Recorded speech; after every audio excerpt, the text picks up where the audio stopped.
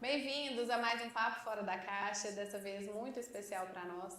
Nós vamos entrevistar um casal muito querido e espero que vocês gostem aí, muita conversa boa. Apresenta ele pra gente, cada um. Não, e assim, é uma dupla, mas não é sertanejo, né? É um casal top. Pessoal que a gente teve o prazer de conviver, de conhecer, e a gente acredita que através desse papo vai vir muita coisa boa para vocês, muito ensinamento de vida. Né? E muitas descobertas. Vou apresentar aqui para vocês, ó. Ela ama cozinhar e adora ser mãe. Ele ajuda as pessoas e fez disso a sua missão de vida. Ela abriu mão da sua profissão para ser mãe e ser esposa. E hoje ela é uma influenciadora daquelas. Ele vive para a família, ama a vida e se vê como um cara feliz. É a visão dele. Ela é enfermeira de formação e ele é médico, cardiologista, especialista em hemodinâmica. Ele descobriu depois, não na infância, que ele tem TDAH. Ele aprendeu a conviver com isso e a viver assim. Eles usam hoje o digital para ajudar os casais em crise e as pessoas com TDAH. Casados, cristãos, pais de Laura e Otávio. Eu estou falando deles. Glauco, Letícia, muito bem-vindos ao Papo Fora da Caixa.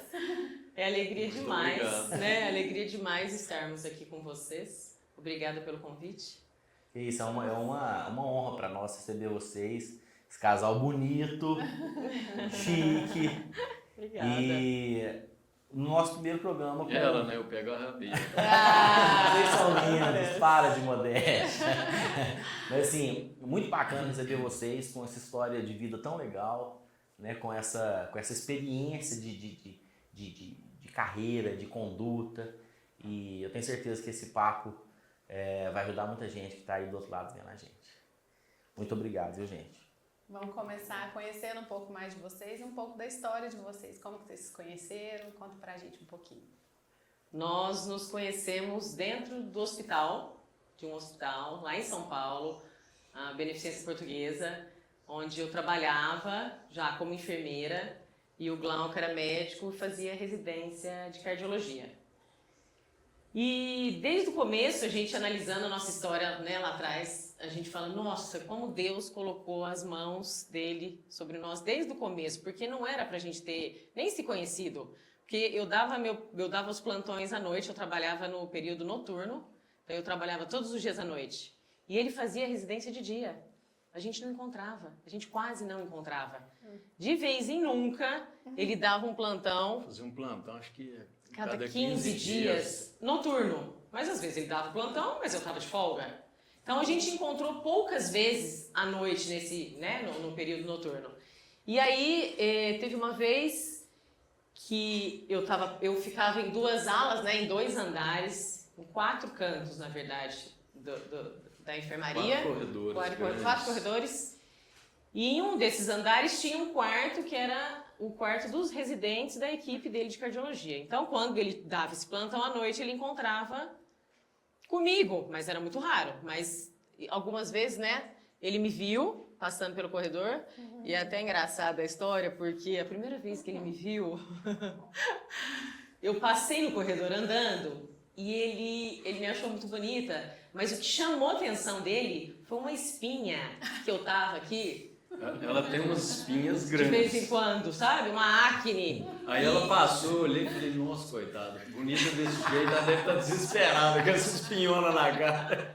Era um semáforo vermelho aqui. E foi isso mesmo. Aí passou, né? Esse dia a gente nem... Esse dia foi muito rápido, né? Ela me chamou a atenção, a beleza dela. Aí, depois de alguns plantões, eu acho, né? Teve um dia que eu a vi lá de novo. Aí eu tava vendo um paciente em um desses corredores, de um quarto lá. A hora que eu saí, que eu olhei lá no final, ela tava mexendo no computador. E eu percebi que ela estava desconfortável. Parecia que ela estava tentando alguma coisa. E assim, eu falo que foi Deus que me levou até lá, porque por mim, para eu ter coragem de chegar nela ali, eu não ia ter. Tipo, chegar lá para puxar assunto, sabe? E a hora que eu vi, eu já estava perguntando para ela se ela estava com alguma dificuldade. Aí ela falou que ia pedir estava pedindo sangue, reserva de sangue para cirurgias para do outro pacientes dia, que né? vão para cirurgia no outro dia, cirurgia cardíaca, tem que fazer uma reserva de sangue. E antigamente o Porque tinha sistema muitas equipes de cirurgia cardíaca. é Não uma cidade, né, a Beneficência Portuguesa. Não era que eu fazia, Isso. mas ela... E antigamente o sistema eu pedia um concentrado de hemácias, 2, uma bolsa, 2, 3, e o sistema mudou, e aí eu tinha que colocar em ml. E eu tava com a minha cara, que sempre, né? E ela pondo em aflita. unidades e não entrava. E não Eu falei, entrava.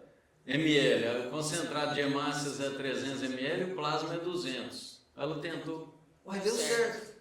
Aí, obrigado e tal, aí conversei, perguntei por que ela trabalhava à noite, fiquei curioso, né? Por que escolher, né, para trabalhar? Se tinha sido escolha dela ou não, e aí batemos um papinho rapidinho ali.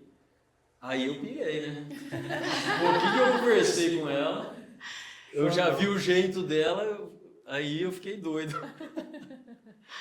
Depois a gente E tem uma história conta a engraçada, história, né? de uma funcionária minha, Da da Lia, técnica de enfermagem, ela reparou, ela percebeu que ele estava me paquerando.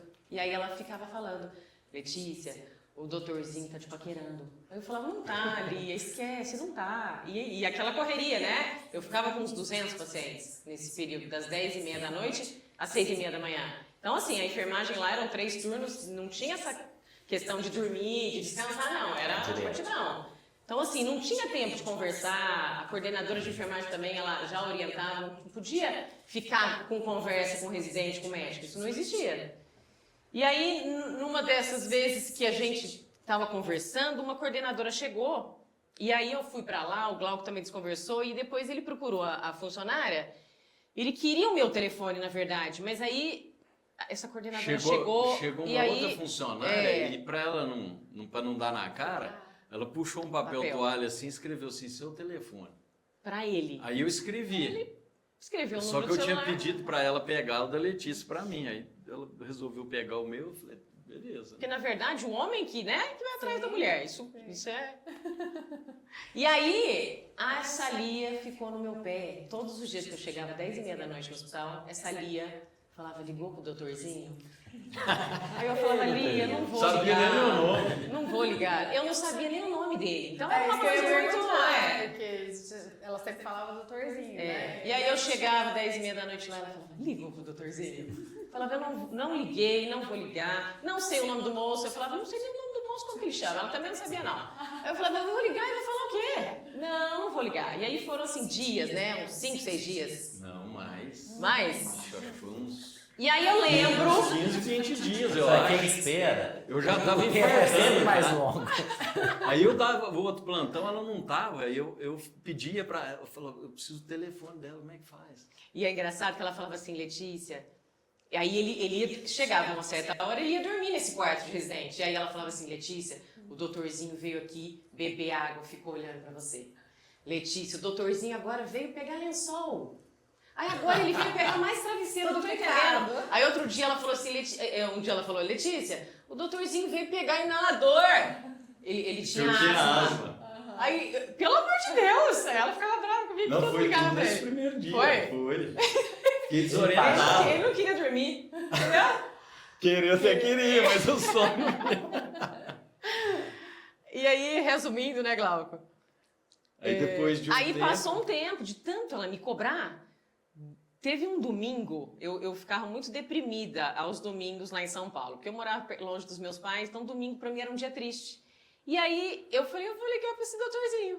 Nunca fui de ligar. Eu falei, mas eu vou ligar, porque senão hoje à noite, 10h30 da noite, ela vai me cobrar. Vou ligar, mas eu vou falar o quê? E eu não sei nem o nome dele. Mas Deus foi tão bom. Aí o que aconteceu? Eu liguei umas 6 horas da tarde, caiu na caixa postal. Eu falei, graças a Deus. Aí eu deixei um recadinho. Você lembra do recadinho? Eu não sabia nem o nome dele. Aí eu falei assim, oi, tudo bem? Você deixou seu número. Eu tô ligando pra gente conversar, mas pelo jeito você tá muito ocupado, caiu na caixa postal. Outro dia a gente conversa, tchau. Não deixei meu telefone. E aí piorou, que aí ele ficou desorientado. Não, eu chegando no plantão. Ele Eu tava no metrô metrô. a hora que ela ligou. Por isso que caiu na caixa postal. Aí né? você imagina o grau do meu plantão, né? A cabeça onde que tava. Era um plantão em outro hospital. E ela não deixou o telefone. E era naquela época que não tinha WhatsApp, não tinha nada. Sim, era Tipo, ligação. mal SMS. tinha SMS. E não ficou o telefone dela Registrado. gravado lá. Eu acho que na época nem tinha aquela Sabina, né? É. Rapaz, eu fiquei desorientado. Eu não sabia o que eu fazia. Eu falava, eu preciso falar com ela, né? Eu acho que eu até pensei de ligar no hospital, mas foi ficando tarde, o plantão estava puxado. Aí no outro dia à noite que eu liguei. Aí eu vi mais ou menos a hora que ela já tinha pego Mas você ligou o no plantão. hospital. Aí eu liguei Olha, no hospital, no olha. fixo. No fixo de um dos 4 lugares que eu ficava. Quem atendeu? Você. Eu. Cheio de funcionário em todos os lugares, os setores. Tocou o telefone, eu Porque atendi. era pra ser mesmo. Era ele. Era pra ser, não tem jeito. Não tem, né? E aí ficamos conversando. Aí Aí conversando você um pouco, queria... Na verdade, eu ia para um congresso. Aí eu falei, eu vou pro congresso, eu ia ficar quase uma semana lá. Eu falei, eu não posso deixar o campo aberto, né? Tem que passar o marcar cadeado. Falei, pelo menos eu vou bater um papinho e mostrar, né? Que realmente eu estou interessado. Aí ela falou que ia para o mesmo congresso. Falei, nossa, agora fechou. Aí eu fui na terça, né? Não, você gostou e não gostou, né? Na verdade. É. Você tinha um... Não, eu gostei. De Polêmica. todo jeito eu gostei. Só que eu tinha acabado de chegar em São Paulo e eu percebi que eu ia namorar, sei lá, casar. Eu gostei dela desde o começo. Falei, vai dar certo isso aí. Aí só que eu tinha, nos dias que eu cheguei em São Paulo, quando eu tinha vindo prestar a residência, a prova, eu tinha conhecido uma menina.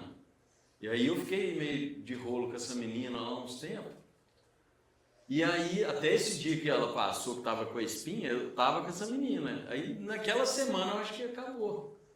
Uns dias e tal. Aí, então eu falei assim, eu queria aproveitar um pouquinho, porque depois se sossega, né? minha vida de bagunça Coisas de homem, não né? tinha nem começado e já Viver. ia acabar, né? Falei, então, quem sabe eu aproveito um pouquinho. Aí eu virei para um amigo meu que eu tinha, que era o que podia me dar os piores conselhos. Falei, vou perguntar para esse aqui. Tá esperando uma resposta positiva que você queria, né? Aí ele falou, mas você gostou muito dela? Eu falei, demais. Então fica com ela. Aí na mesma hora eu já enfiei a mão no bolso, tirei o telefone, já liguei para ela. E aí, que dia que você chega? Que hora que você chega? Aí chegou, aí nós ficamos juntos lá e nunca mais separamos, nunca brigamos, nunca ficamos um dia largado assim, ó.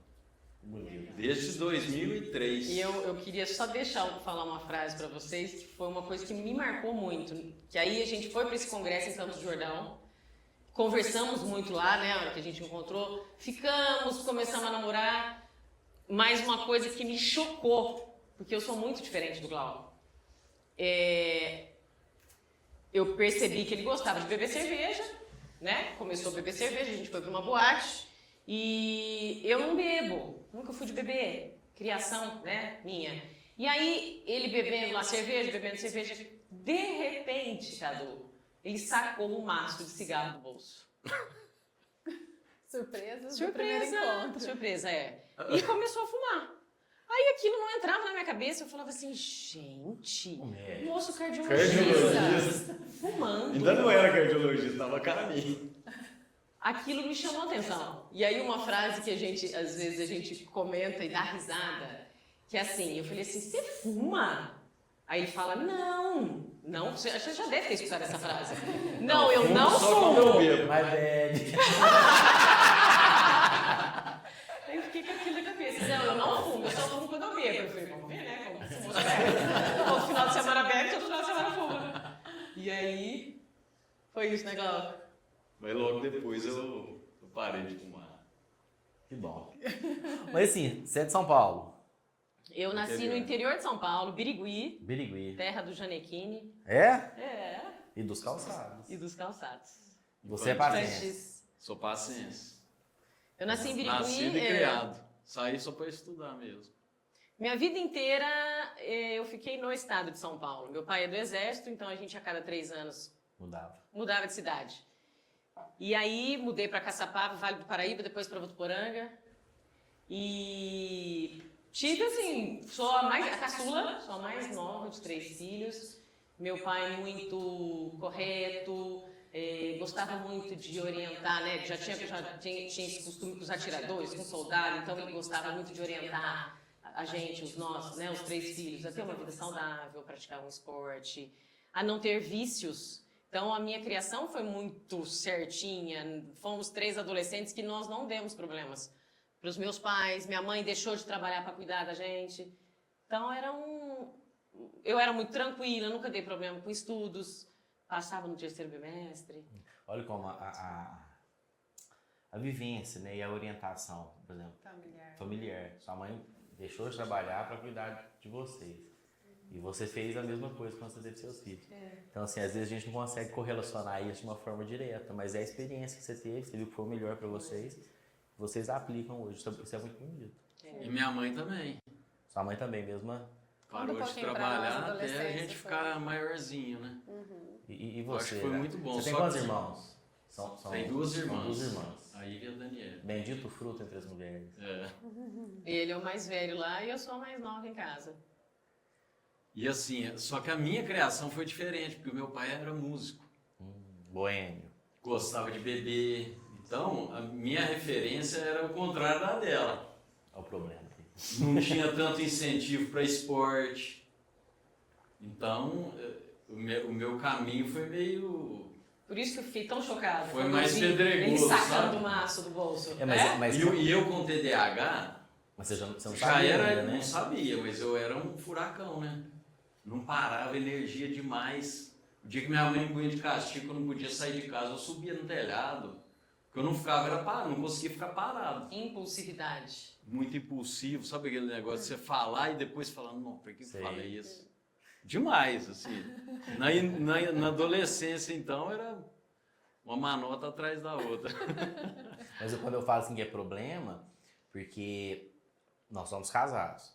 E a gente viu isso, são duas criações diferentes. Apesar de nossas famílias serem muito amigas hoje, mas são 2 perspectivas de criação diferentes. E isso gerou um choque dentro do nosso casamento, né? Não sei se isso aconteceu com vocês, se vocês tiveram algum problema nesse quesito, não? Você sabe que o principal problema dos casais, sabe qual é? Árvore genealógica. Então, assim, a gente tem que saber filtrar e trazer coisas legais do casamento dos nossos pais, né? E aquilo que não foi legal, não trazer, né? Não manter isso no nosso casamento hoje, no dia a dia. Isso é bom, porque, assim, para os nossos filhos, isso é uma grande vantagem.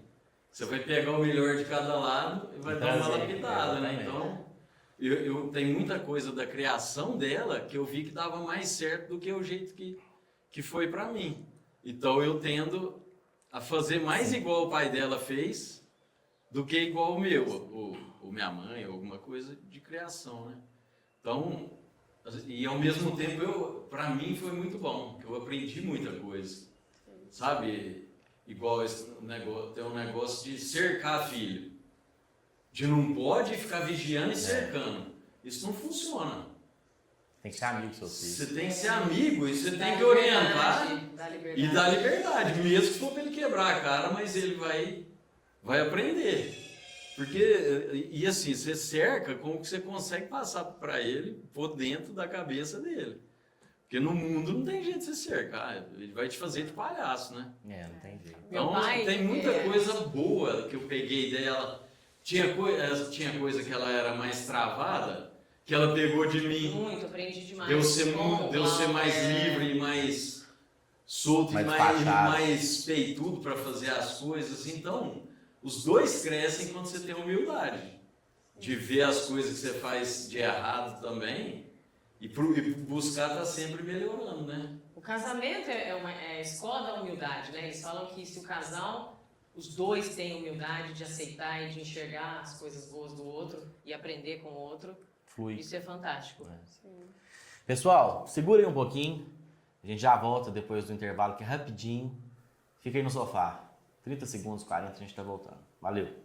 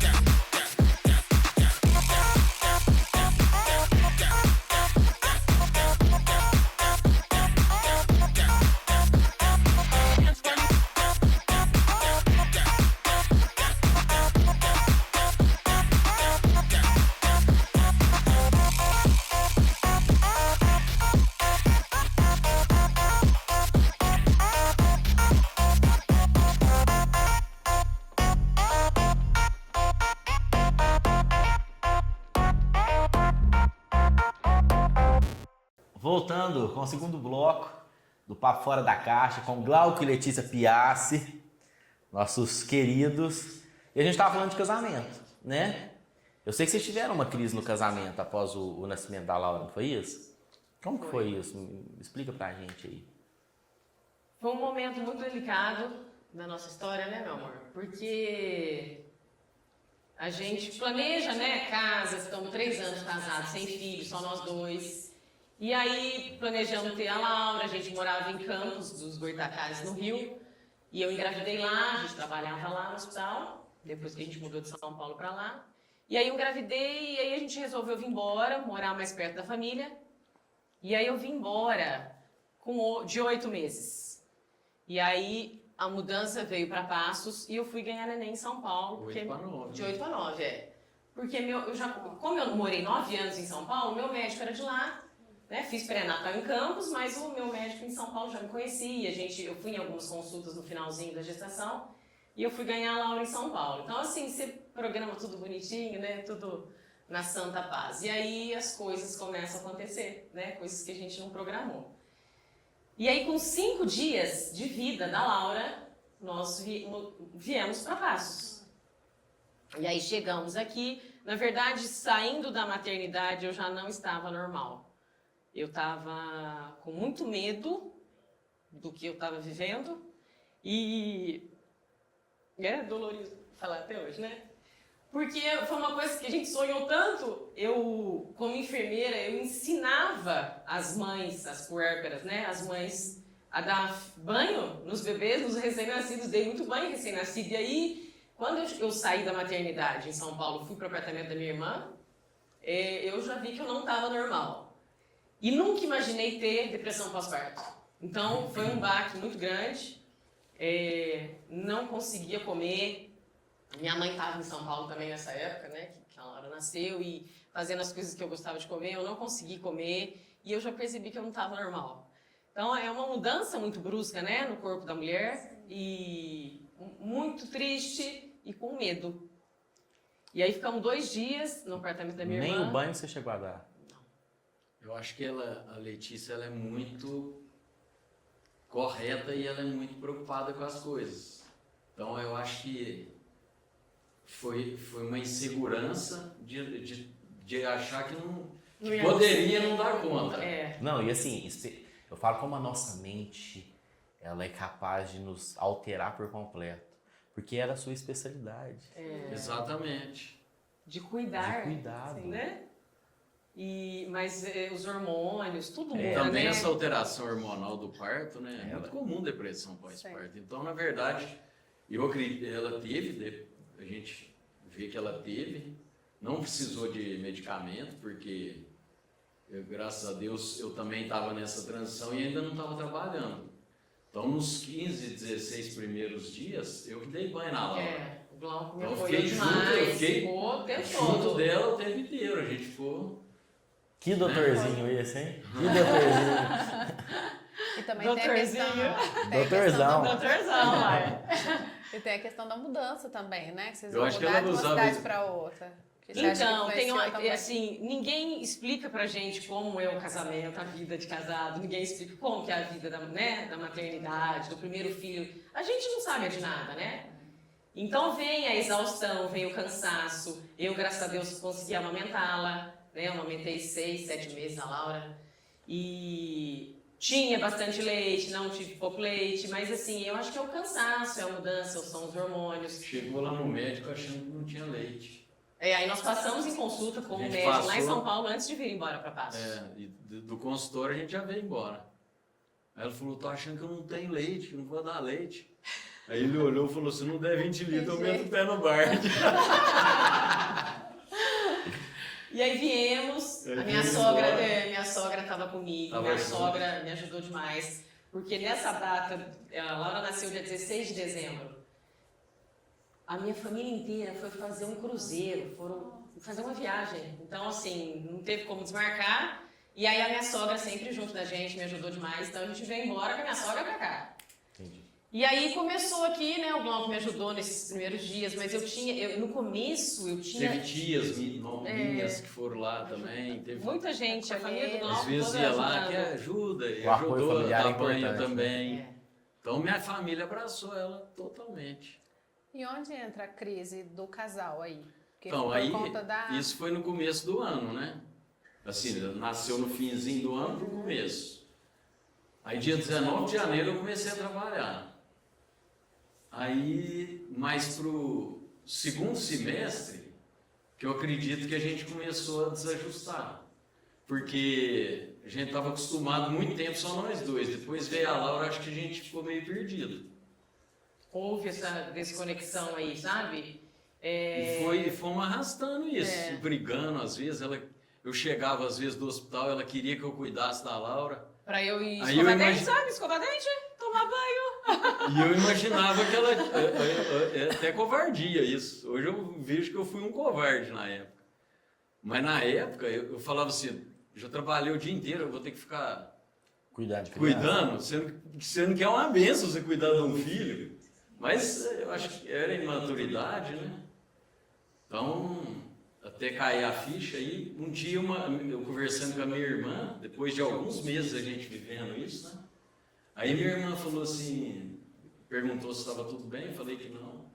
Olha, eu tenho um conhecido, pastor lá da minha igreja, pastor Eli.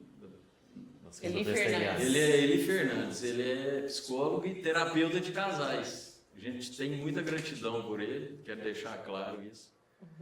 Aí eu comecei a ir nele rapidinho, que a gente se amava. Assim, eu acho que todo casal se ama.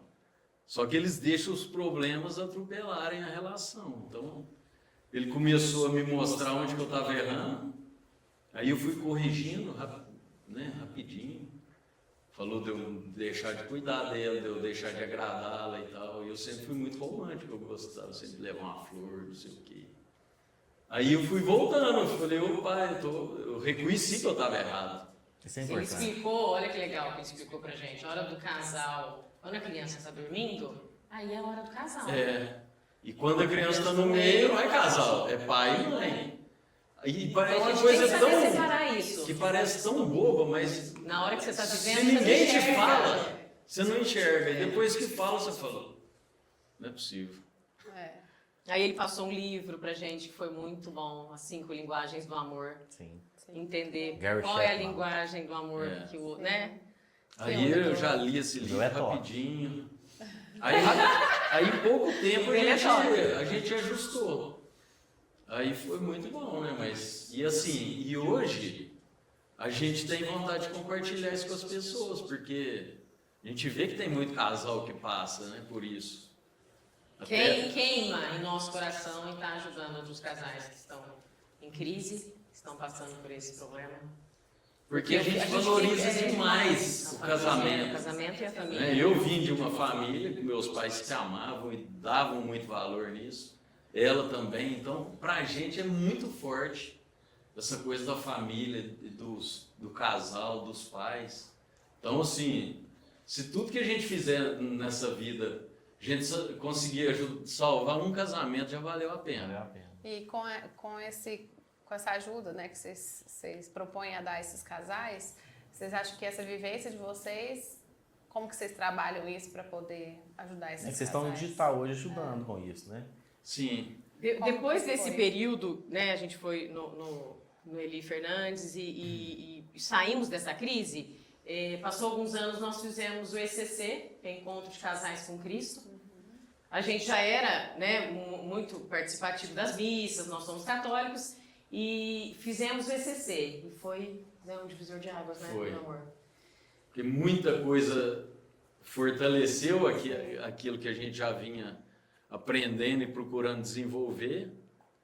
E depois, nos outros anos, a gente continua ajudando. Então, e aí já chamaram a gente para dar palestra. Então, a gente percebeu que, de certa forma, a gente passava esse ar de confiança, de um casal harmonioso, né? Conseguir contribuir, né? E aí que despertou da gente ajudar outras pessoas, porque falou, se eles enxergam isso na gente pode usar isso para ajudar outras pessoas. E começamos a ajudar casais, assim, amigos que estavam passando por algum problema. Então a gente começou a ajudar. Começou dessa forma. Começou dessa forma. Hoje no digital, além dos casais, vocês ajudam pessoas com TDAH, né? A gente está começando a falar disso, né? Porque no nosso caso, a gente teve que aprender a lidar, né? Então, como foi essa descoberta do TDAH? Eu sei que você já comentou comigo que teve burnout também. Como foi isso? Tem alguma relação entre os dois?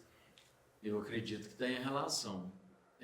Eu descobri quando eu já estava aqui em Passos, dava plantão de UTI e muito plantão. E aí uma tia minha me emprestou um livro da Ana Beatriz Barbosa que chama Mentes Inquietas. E eu li esse livro rápido. Na época eu não tinha não tinha prazer, muito gosto, prazer por leitura. Mas eu li esse livro muito rápido, porque eu lia chorando o livro. Porque era eu escrito naquele livro. Parecia que ela estava falando de mim. Mas chorando de alegria e de alívio. Parece que eu tirei um caminhão das costas. E aí que eu descobri que eu tenho TDAH. Aí eu fui, só que eu já estava indo num psiquiatra, um colega nosso, na época por causa de um burnout. Que eu acho que por causa de excesso de plantão, eu comecei a ficar muito acelerado, eu não fiquei triste, não foi tipo uma depressão.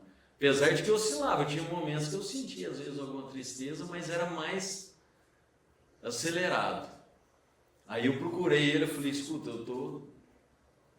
hoje eu vejo que era claramente pelo excesso de trabalho, mas na época eu não sabia o que era.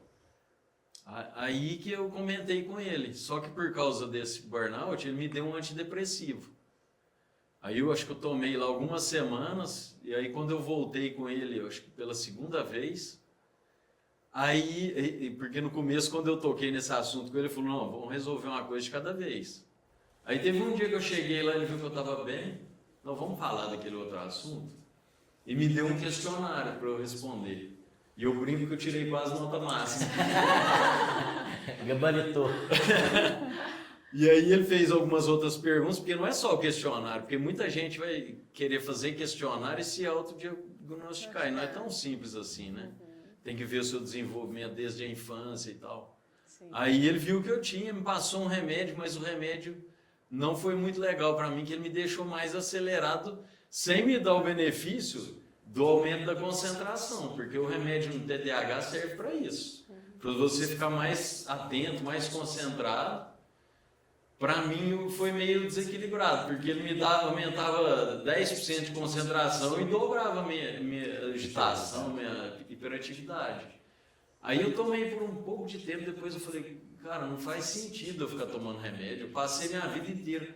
O pior da minha vida que eu tive, que foi os estudos na infância, na adolescência, faculdade, que eu tive um burnout na faculdade de tanto estudar, e um no cursinho também. Então, eu peguei e parei de tomar remédio e não tomei mais. E por que eu acho que o burnout no TDAH pode ser mais frequente? principalmente quando tem relação com o estudo. Porque para quem tem TDAH se concentrar é muito mais difícil do que para quem não tem. Então, a energia que eu gasto para me manter concentrado estudando é absurda. Você imagina você num cursinho que todo ano que você começa, você fala, esse ano eu vou passar. Pode ser que você não passe, mas Você a meta é né? aquela. Então você dá o sangue ali, então é muito desgastante. Eu tive o primeiro no cursinho, depois eu tive um na faculdade, no terceiro ano, e depois esse mais relacionado ao trabalho. E o livro que eu sei que está no forno aí, ele está chegando para falar desse tema, desse assunto. Ele está sendo escrito, você que está escrevendo, sendo escrito pelo casal, como está sendo? Não, vai ser eu mesmo. Porque, assim, claro que eu vou falar de uma parte nossa, mas o que é a intenção que me despertou para escrever esse livro? É para ajudar pessoas. Porque eu vejo que para muitos pais é muito pesado esse diagnóstico de TDAH. Ele é meio como se fosse uma condenação. Falou, seu filho tem TDAH. Tem muito pai que acha que vai ser uma tristeza, que o filho não vai dar em nada, e não tem nada disso. É claro que esses pais vão ter que ter uma dedicação diferente, né? Para direcionar essa criança, porque a maioria de quem tem TDAH tem um QI mais alto. Então, assim, se você souber usar, é uma máquina. Você pode usar a favor. Agora, se você não souber também, é um caminhão desgovernado, sem freio. Né? Então, tanto é que a minha infância foi muito triste nesse sentido, falando no sentido de escola, porque fora da escola era só alegria. Alegria com muita trombada. Mas era por falta de conhecimento da causa. Sim, na época não existia esse diagnóstico.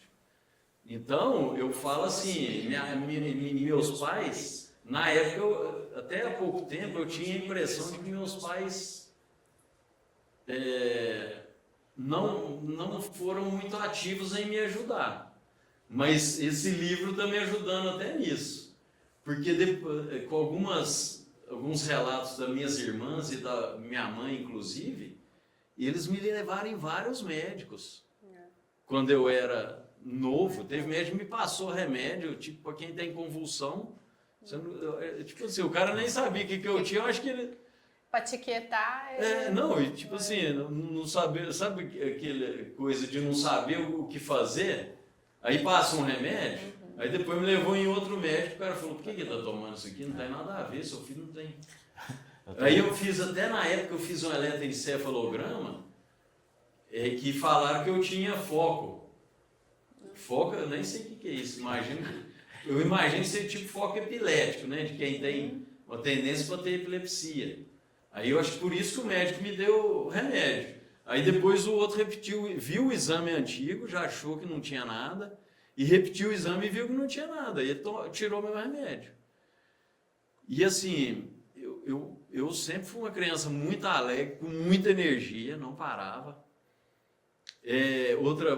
Uma coisa que marcou muito é que quando minha família da minha avó materna, eram 10 irmãos, minha mãe mais nova, então...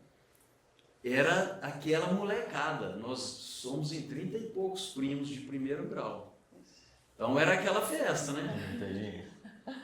E tem uma tia minha que conta que quando eu chegava, eles iam recolhendo os filhos. Porque eu mordia. Eu chutava. Olha. E isso sempre foi uma incoerência para mim, porque minhas tias sempre falaram que eu era muito amoroso.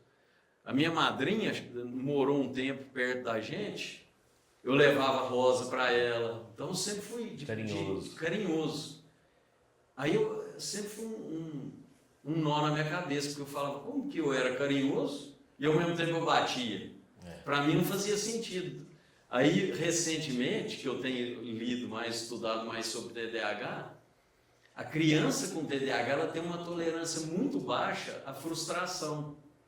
Então você chega numa rodinha, quer brincar, e eles ou manda você esperar, que para quem tem TDAH esse negócio de esperar não existe, né?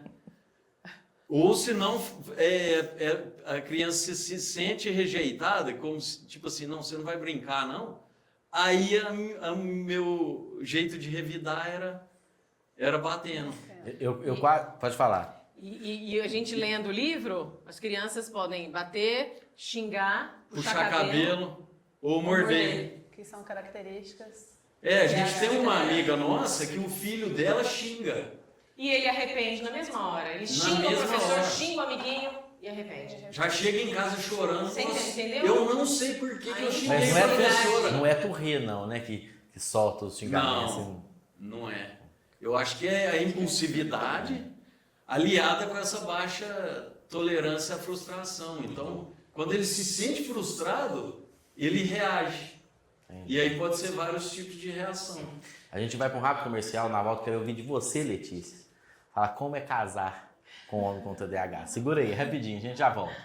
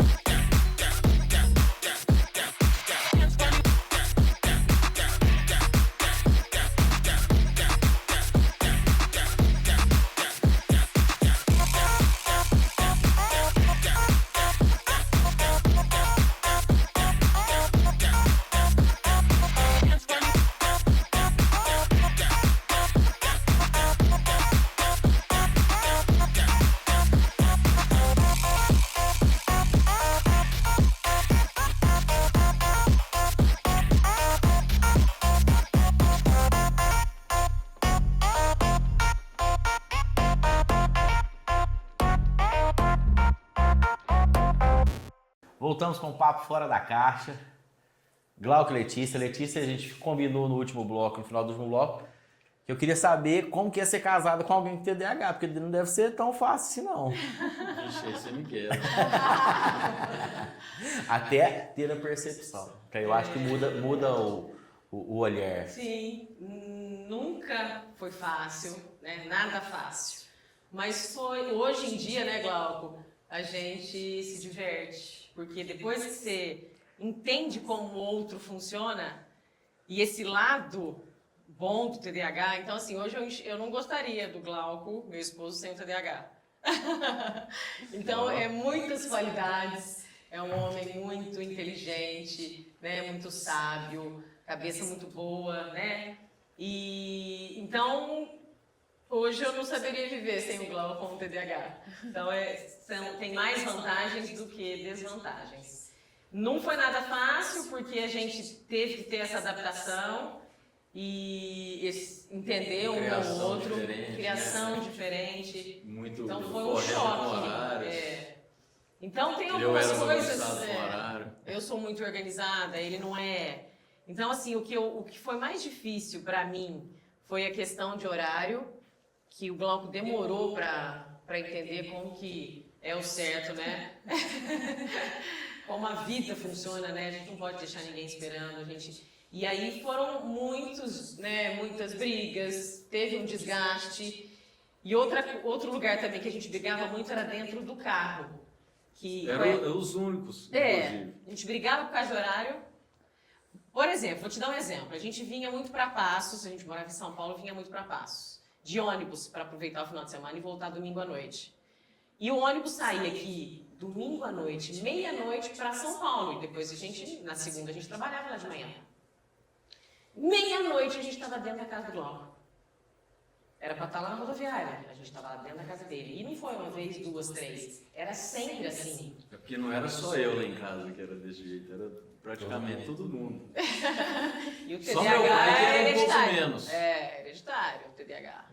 Então meu pai Então, era mais ele falava, vocês estão atrasados, mas a gente, sei lá, que a gente arrumava, de repente estava saindo lá de casa meia-noite. Sendo que o ônibus saía meia-noite. E Já tivemos que correr atrás do ônibus, pedir pra parar. Cadu, e era de lá pra cá também. A gente ia pro metrô com as malas, chegava no Tietê. O que eu falava? Letícia, calma. No final dá Dá tudo tudo certo. Entendeu? Você tem que computar. Eu falava assim, o meu relógio é diferente do seu. Você não computa, tem que ter o tempo para pegar o metrô. E se esse metrô para? Então tem que computar, né? Tem que colocar na conta. E ele não colocava. Eu vou falar que nós vamos mudar de assunto, porque eu tô quase saindo aqui com o diagnóstico pronto, sabe? Muito, muito parecido. Muito parecido. A gente, às vezes a gente foi pegar... Nem lembro onde a gente foi. Punta Cana? Não foi pra Punta Cana. A gente foi pegar um voo, só que a gente foi de ônibus. Ia pegar um ônibus em Franca. E eu saí daqui, eu vinha nervosa demais, eu saí daqui 40 minutos antes do ônibus. Saí de Franca. Vixe. E eu encontrei com ele Você pensa o jeito saindo. que foi, né? Saindo, assim. Eu deixei o carro, liguei para um amigo meu pegar o carro. O Vinícius, falei, Vinícius, pega o carro aqui, nós encontramos no lugar, você leva o carro embora. E cheguei lá, botei as balas e saímos. Na hora que foi, vixe, deu certo. Deu certo, viado, deu certo. Mas assim, Essa rolaiada. é muito ruim. Hoje eu já mudei completamente. Vou no México essa semana. Hoje eu tenho prazer de chegar antes. Porque E a Viviane briga muito comigo. eu acho que quando a gente quer mudar alguma coisa na gente, a gente tem que visualizar uma outra forma de fazer aquilo. E pra mim era assim, pra que eu vou chegar antes e eu vou ficar lá parado sem fazer nada? Você entendeu? E ia viajar de avião, por exemplo. Aquele negócio de 2 horas antes, pra mim, Marta. eu achava um absurdo aquilo lá. Eu sempre tive muita dificuldade para lidar com regras, com essas normas, assim, muito rígidas, né? Aí o que eu fiz? Eu comecei a mudar, a falar assim, não, vou chegar primeiro, vou chegar adiantado e vou ver como que é, porque eu nem sabia. Hoje, eu prefiro chegar com 3 horas de antecedência no aeroporto, levar um livro, aí eu faço o check-in lá, acabou, eu fico em paz, vou lá ler um livro. Outro dia nós fomos viajar, eu e um conhecido meu, fui num curso fora, vamos tomar uma cerveja. Você chega e você toma uma cerveja, você pode fazer o que você quiser ali, só que você faz em paz. Em paz, é verdade. E quando você sai correndo para chegar no lugar, você não tem paz nem antes, porque você já fica com um certo medo, não adianta falar que não, a gente fala, vai dar tudo certo, mas você fica com medinho. Sai igual um louco, é perigoso você bater o carro, você fazer alguma coisa. Essa vez foi um absurdo. E chegar em cima da hora e perder, entendeu? Então, assim, os pontos são todos negativos de você chegar correndo.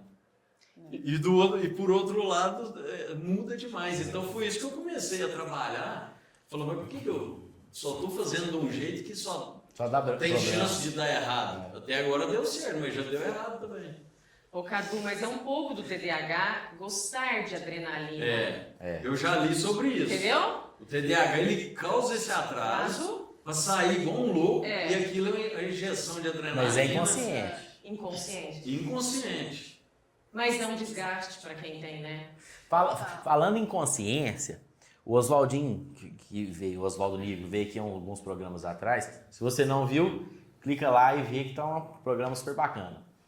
Ele disse que ele fez uma cirurgia, não foi cirurgia, no coração. Só que eu acho que ele agendou, né? Não foi um negócio assim. É minha especialidade. Por isso que eu estou te perguntando. E assim, como que é esse processo? O que eu posso fazer para não chegar morrendo, infartando no hospital, né? os cuidados? E assim, se eu infartar, se a gente tem um tempo para diminuir a sequela, como que é isso? Como funciona isso? Então, primeiro eu vou falar do caso dele, que ele falou que fez um cateterismo e fez o procedimento. Esse procedimento que ele fez... O doutor viu o programa. O procedimento que ele falou é o tratamento, que é chamada angioplastia. Quando chega infartando, a gente faz no mesmo tempo. Por isso que tem muita gente que confunde. Tem muita gente que fala que o cateterismo, eu fiz o cateterismo e limpou as artérias. Não limpa, ele só mostra como que está. O cateterismo, então, é o diagnóstico. É o diagnóstico. Eu só injeto contraste, a gente entra com um cateterzinho aqui pelo braço ou pela virilha, vai lá no coração e injeta o contraste dentro das artérias coronárias, que são as artérias que levam o oxigênio para o músculo cardíaco funcionar. Então, ele fez o cateterismo e fez a angioplastia em seguida. Não sei se foi no mesmo procedimento ou no segundo. E ele colocou a molinha que ele chama. Não é assim. Porque a gente fala molinha, você acha que é um negócio... É igual um bob de cabelo de mulher, já sabe o bob, aquela malinha? Ele entra fechadinha de metal, fechadinho em volta de um balão, e a gente dilata o balão, que é tipo uma salsichinha compridinho, e aí você abre ele lá na artéria. E aí ele fica lá, ele espreme aquela placa de gordura, não tira a placa, ela fica lá, só que ela estava obstruindo o vaso, atrapalhando o sangue a passar. A gente dilata para o sangue fluir normalmente naquela artéria. Então ela não é retirada. Não. Ela E o é... stent também, tem gente que tem medo dele sair do lugar, é impossível. E também não tem jeito de tirar depois. Colocou ele ali, a artéria engloba ele, vira parte da artéria. E para prevenção, então? Quais são os preventivos aí? A prevenção são os hábitos saudáveis de vida, né? Que a gente foca muito na parte física, que é a atividade física, não fumar, se tiver fatores de risco, como hipertensão, que é a pressão alta, diabetes, colesterol alto, controlar esses fatores, né? Essa parte física, mas eu costumo enfatizar muito no consultório sobre a parte mental, de estresse, psicologicamente falando, de controle de estresse, né? O Oswaldinho, inclusive, falou que dele foi a genética, que também é um dos fatores mais importantes.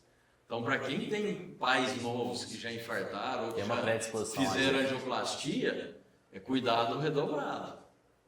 Tem que ir mais cedo para o cardiologista e cuidar disso, porque a genética dele já é favorável. Então, ele tem grande chance a genética vai fazer a doença aparecer. Se você não controlar os outros fatores, aquela placa de gordura vai crescer mais rápido. Entendi. Entendeu? Então eu costumo falar muito dessa parte emocional e do espiritual também. Porque se a gente não tiver um ser maior, um Deus para acreditar, parece que fica mais difícil de você se apegar nesse mundo, você achar o seu centro, né? Então, acho que é por aí. Quais que são os cuidados, os sintomas, assim, quando infarta, o que tem que fazer? Quais são esses cuidados? Porque tem gente que fala que formiga um braço. Tem, né? E pequenos sintomas ali e não sabe nem o que faz. São coisas que você não sentia e que você começa a sentir. Então, assim, mudar as coisas, você tem que ficar alerta. Você falou, mas eu não tinha isso. E o que é mais comum é a dor no peito. E como que ela começa? Ela começa quando você faz um esforço e ela dói. E a hora que você para, ela melhora. Então, geralmente quem infarta, algumas semanas antes, já está avisando, porque a artéria acontece, mas não é o mais comum. Dela fechar subitamente sem a pessoa ter sintoma nenhum antes. Geralmente essa pessoa... E subitamente é o que eles falam, um infarto fulminante, não? Sim. Ou fulminante é quando há óbito? Geralmente fulminante é quando morre em casa, né? Quando aquela pessoa que não deu tempo de chegar no hospital. Mas esse fulminante, provavelmente ele já tinha sintoma e não procurou ajuda. Então são eles, dor no peito. Dor no peito, que pode... É uma dor em aperto, não é pontada, fincada. Ela aperta ou ela queima. E ela pode irradiar, que a gente chama, que é sentido no braço também. Começa a doer no peito e vem para o braço. Tem casos que começa a doer no braço e depois sente no peito. Então isso oscila. Pode vir para o braço direito também. E uma muito característica é quando ela vem para o queixo. Porque às vezes a pessoa começa a fazer um esforço, começa a doer a mandíbula. Ou às vezes até o dente, a pessoa... Só que dói o dente só na hora que faz esforço, não é dor de dente. Então, isso é bem característico. E tem casos que vêm para o estômago também. Então tem muita gente que infarta achando que é gastrite. Então, assim, se correlacionar com o esforço ajuda muito, entendeu? Porque antes dela infartar, provavelmente ela esforçava, doía o estômago. Você para, ela melhora. Por quê? A hora que você para, o coração começa a gastar menos energia. Então, se tem uma obstrução que não deixa fluir o tanto que precisa no esforço, a hora que para, aquele tantinho que chega já está sendo suficiente para ficar bem. Agora, tem outros sintomas que podem acontecer também, que é desmaio ou falta de ar. E nos idosos é muito mais comum do que na população normal. A população que não é diabético e não é idoso, é mais comum a dor no peito mesmo, com as características que eu falei. Agora, nos idosos, é muito comum o que a gente chama de equivalente anginoso. Essa dor no peito a gente chama de angina. Então, não tem a dor, mas tem um equivalente, que é como se fosse a dor, que é tontura às vezes, ou desmaio, né?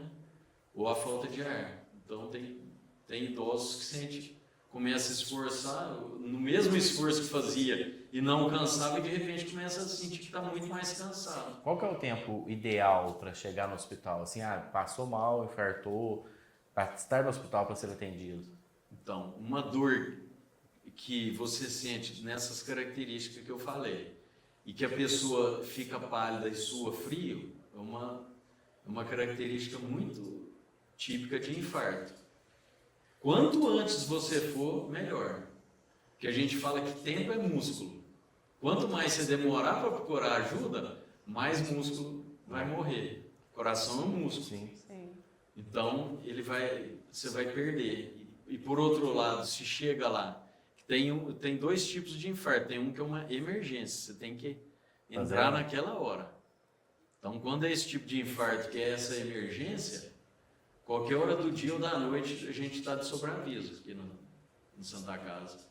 E a gente vai, e inclusive a gente cronometra esse tempo, a gente tenta desobstruir a artéria do paciente em menos de 1 hora, da hora que ele pôs o pé dentro do hospital. Então, assim, para ter uma vida melhor, para evitar que ele morra e ajudar para que ele tenha uma vida melhor. Porque se ele ficar com o coração fraco, ele pode ter limitação na qualidade de vida, ele pode ter cansaço depois, a hora que se esforça, porque se o coração enfraquecer, ele vai suprir todas as demandas. Então, a gente age tanto para diminuir o que a gente chama de mortalidade, como morbidade, que é a qualidade de vida. A gente quer que ele viva mais e melhor. Mas o ideal não é deixar chegar nesse ponto. O que é o ideal? Você sentiu alguma coisa que você viu que não está legal, que não está normal?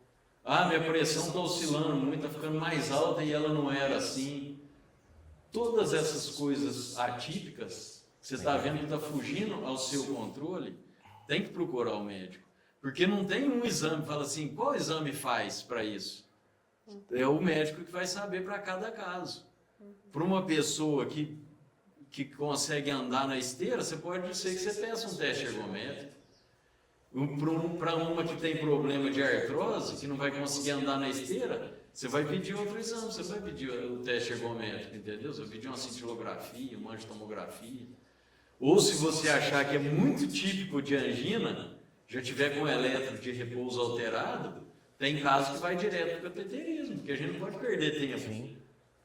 Ele está te avisando que vai infartar 1 hora. Se a gente vai cruzar o braço e deixar ele infartar, então tem casos que a gente pede já direto o cateterismo. E aí ele vai, no outro dia, 1, 2 dias depois, ele vai fazer. A gente descobre a obstrução, quando é o caso, e já programa uma angioplastia, ou se tiver muitas obstruções, tem casos que é para cirurgia cardíaca, que ainda é uma realidade e eu acredito que nunca vai deixar de ser, porque é aquele negócio, você tem que individualizar o tratamento. Não adianta a gente querer entrar também para um cara que a melhor opção é cirurgia eu querer fazer angioplastia. Pode ser que eu, ao invés de ajudá-la, eu possa estar prejudicando. É verdade. Então, assim, por isso que não tem receita pronta. No geral, cuidar da saúde mesmo, né? Exatamente. A prevenção não é muito melhor você não ter doença Sim. do que...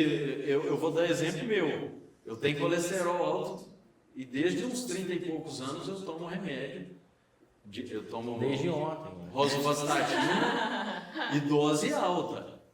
Por quê? Porque eu já vi que eu tenho colesterol muito alto e, se eu não, e é uma doença totalmente evitável nesse contexto meu. Entendeu? Eu tomo remédio.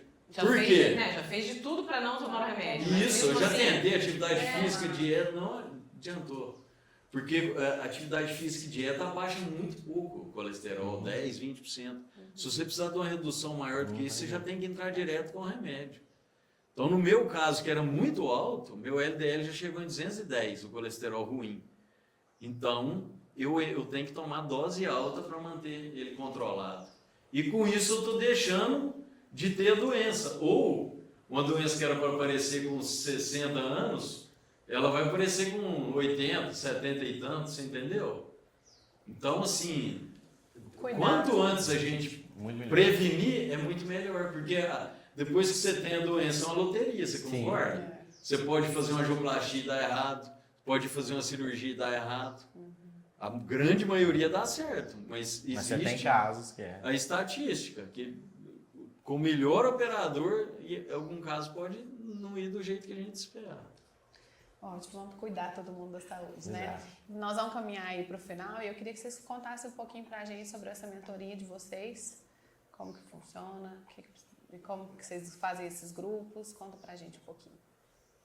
A gente está fazendo uma mentoria com o Endel Carvalho, não sei se vocês conhecem.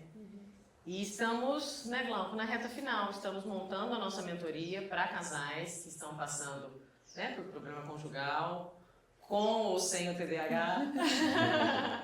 Porque é muito importante, né? A gente vai falar de problemas que um casal comum tem, mas e um casal que um dos dois, né, tem o TDAH. Então, é muito importante, é a nossa vivência, né? É a nossa experiência. Por exemplo, a gente está terminando de ler um livro muito interessante de TDAH, onde fala do parceiro que não tem o TDAH ter um autocontrole. Então, eles falam lá 5 Cs da parentalidade TDAH. Então, eu preciso ter um autocontrole das coisas que ele faz e me irrita. Né? Eu tenho que entender o lado dele. Eu não quero que ele mude, mas vamos, né, controlar. E só de vamos... você saber já facilita. Nossa. Sim. Então, é o autocontrole, compaixão, se colocar no lugar do outro, consciência, ser consistente. Por exemplo, eu falei, Glauco, eu não vou te ajudar mais a acordar. Hoje você vai acordar sozinho. Chega com essa coisa, essa bagunça de horário, e aí eu manter, né? Então, outra coisa, colaboração. Eu colaborar com ele, o que ele está precisando, e isso vice-versa, né? Sim. Isso, na verdade, funciona para qualquer casal. Para qualquer né? casal e para os pais que querem ajudar os filhos também. E o último é você, em pequenos gestos que está dando certo, tanto do marido como dos filhos, é você celebrar. Então, conseguiu, né, igual ele que teve esse problema de horário, muitos anos, a gente brigando. Então, nossa, agora eu só elogio, né? Outra coisa do carro, eu ia falar de autocontrole. A gente brigava muito no carro, porque quem tem TDAH, ele não aceita ir na mesma velocidade do carro da frente. E eu não entendia isso.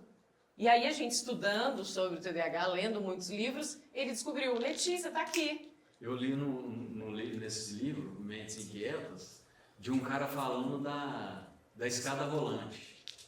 Escada volante, para mim, tinha que ter em tudo quanto é lugar.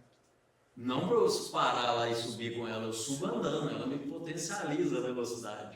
Pra mim é uma maravilha. Eu fico parada na escada rolante, deixa eu brilhar. Quem tem TDAH gosta de cair para a esquerda e ir, né? E o cara falando que ele se sente tolhido. Na rodovia. Não, Ou na na escada escada volante, volante. dele chegar e o pessoal tá ocupando os dois lados da escada e não deixar ele andar, porque ele quer romper. Sim. E as pessoas não. E uma coisa interessante e engraçada, hoje é engraçado, tá? Eu tenho cinetose, eu enjoo no avião, no barco, na jangada e no carro, porque a pessoa com TDAH, ela acelera, ela freia, ela gruda no carro da frente, ela vira. E aí eu enjoava muito, daqui em Ribeirão eu enjoava. Curei ela disso. Ah, curou. Nós curamos, sabe o que eu faço agora? Ele tá lá, querendo ultrapassar o carro, gruda no carro. Eu procuro uma paisagem, entendeu? Porque ele não vai mudar. Isso é dele, isso é das pessoas com TDAH. Não gosta de ser tolhido, né? Não quer ir na velocidade do carro da frente. Ele dirige muito bem, né, meu amor? E eu sinto desconforto. Até hoje que eu tenho consciência. A gente vê uma Eu vejo a pessoa lerda na minha frente, eu começo a ferver. E aí? Um documento mais forte que eu. É ter eu esse autocontrole. Só que hoje eu já consigo Isso. me arriscar menos. Porque antes eu fazia ultrapassagem meio maluca dentro da cidade, em qualquer lugar. Deu uma brechinha, e vou embora. É só Não ter quero ninguém segurança, me né? freando. Então, é buscar um equilíbrio. Então, a gente quer ajudar outros casais que estão passando por problemas. E casais também que um dos dois tem o TDAH, que assim, a gente tem muita coisa para contar. E a ideia de vocês é montar grupos de É uma casais. mentoria online, né? Isso, aí vai. Ilimitado, Os casais. de Isso. Os casais. Inicialmente a gente pensa em fazer individual. Mas depois Então, logo a gente vai começar a oferecer essa individual, até para a gente ir sentindo, porque não é o que a gente quer passar para o outro, é o que o outro precisa. Então, a gente precisa saber dos casais quais são as necessidades maiores, da maioria, procurar um padrão, para a gente poder depois não existe fazer receita de bolo, né? Exatamente. Aí a gente consegue ajudar mais pessoas de uma vez só. Só que para isso a gente precisa de uma bagagem maior e sentir realmente o que os outros precisam. E não o que você quer empurrar nos outros, né? E essa mentoria a gente está finalizando e ela é em cima basicamente de 4 pilares que a gente acha que são os mais importantes, né? Que é o autoconhecimento, mentalidade, o primeiro pilar. O segundo pilar, comunicação assertiva, que é muito importante para os casais. Tem várias formas da gente conversar. Não, e não é para casal só, né? É para vida. Qualquer relação no mundo. Porque às vezes você está querendo, sem abrir a boca, que o outro imagine o que você está pensando. Exatamente. E aí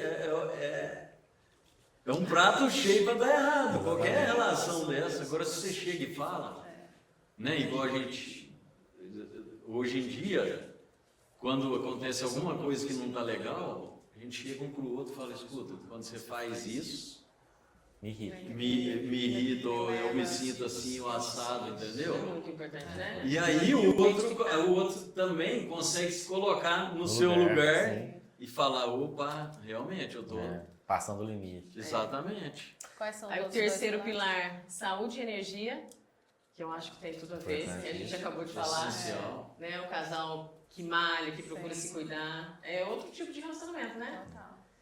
E o último é a espiritualidade, que é muito importante. O casal tá... Pra mim é a vertical. base. É a base, Pessoal, com um dos seus Cs, o de celebrar, eu celebro a vinda de vocês aqui, né, Viana? A gente agradece esse papo, obrigado por ter contribuído. Eu sei que muitas pessoas que vão ver vão se atentar às suas atitudes, aos seus cuidados, aos seus vícios, para seguir uma vida mais saudável. Muito obrigado por terem vindo. Né? Nós que agradecemos. A oportunidade. Estamos lisonjeados de Um prazer estar receber aqui. E é um Em prazer. casa, né?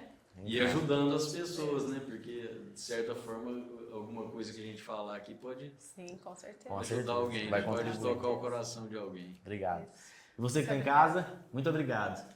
Até a próxima quinta. Até a próxima quinta pelos nossos canais digitais, Facebook, pelo YouTube, pelo Spotify e pelo BRT Channel em mais de 180 países. Valeu, até semana que vem.